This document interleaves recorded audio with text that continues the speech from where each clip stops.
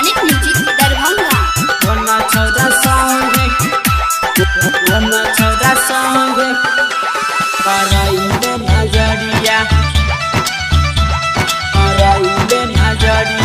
Music director Kishan दास। काल रही घूमे गे छौरी हाँ सोना की बजरिया है गे छौरी दरभंगा बजरिया। काल रही घूमे गे छौरी मधुबनी बजरिया है गे छौरी सुन पटना सहरिया। कौन छौरा संगे के बोला न आ कौन छौरा संगे के कैसे लड़ाइले नजरिया है गे छौरी हाँ लड़ाइले नजरिया। कौन छौरा संगे के बोला न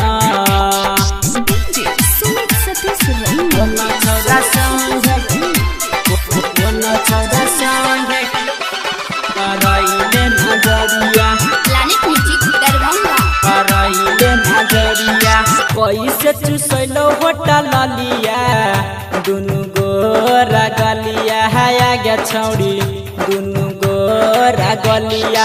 कैसे हरैलौ तोहर आ कैसे हरैलौ तोहर नकवा के नथिया है गे छौरी नकवा के नथिया।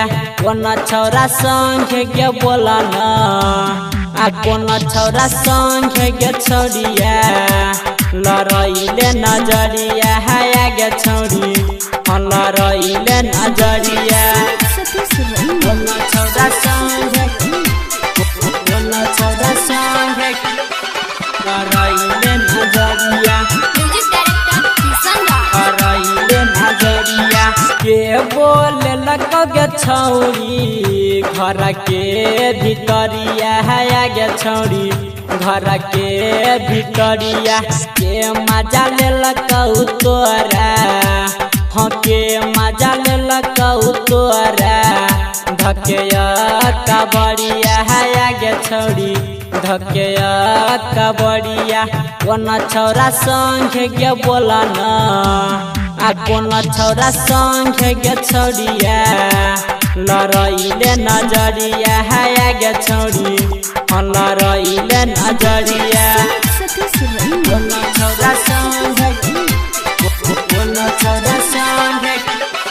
लड़ाइले नजरिया प्लानिट म्यूजिक दरभंगा। कराइले नजरिया रंजित किशन संगे हिलैले कमरिया है गे छौरी हंसटैले पजरिया।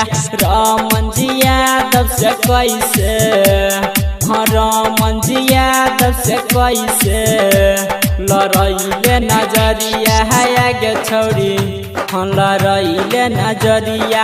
बासदेपुर के छोरा से कैसे आ सोनाकी के छोरा से कैसे लड़ाइले नजरिया है गे छौरी हाँ लड़ाइले नजरिया। Planet music Darbhanga.